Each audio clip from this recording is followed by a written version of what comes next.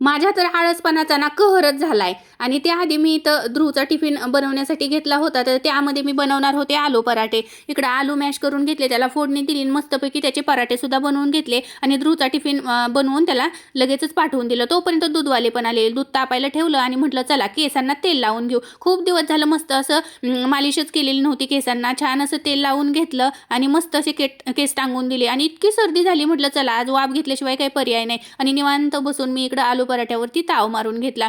आणि आजकाल ना माझ्या आळसपणाचा तर नुसता कहरच झालाय, कारण मी 4 दिवस झालं म्हणते ताक करीन, पण मला काही करणं झालेलंच नव्हतं.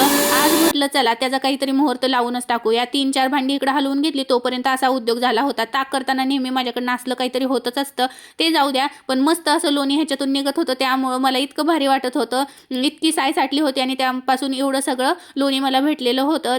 लोणी तर आपल्याला भरपूर भेटलंय, पण ते आपल्याला ना स्वच्छ 2-3 पाण्याने धुवून घ्यावं लागतं, नाहीतर मग तुपामध्ये खूप सारी घाण साठते. त्याच्यामुळेच मी इकडं 2-3 पाण्याने लोणी सगळं धुवून घेतलं. लोणी वेगळं, ताक वेगळं काढलं. आता ताकाची ह्याची कढी बनवणार. मग म्हटलं चला आपण तूप कडवायला ठेवू, तोपर्यंत इकडं भांडी पण भरपूर पडलेली होती, ती पण घासून घेऊया. ती स्वच्छ घासून घेतली आणि तूप पण माझं कडत आलेलं होतं. तुम्ही बघू शकता किती सुंदर असं तूप कडलंय. चला बाय.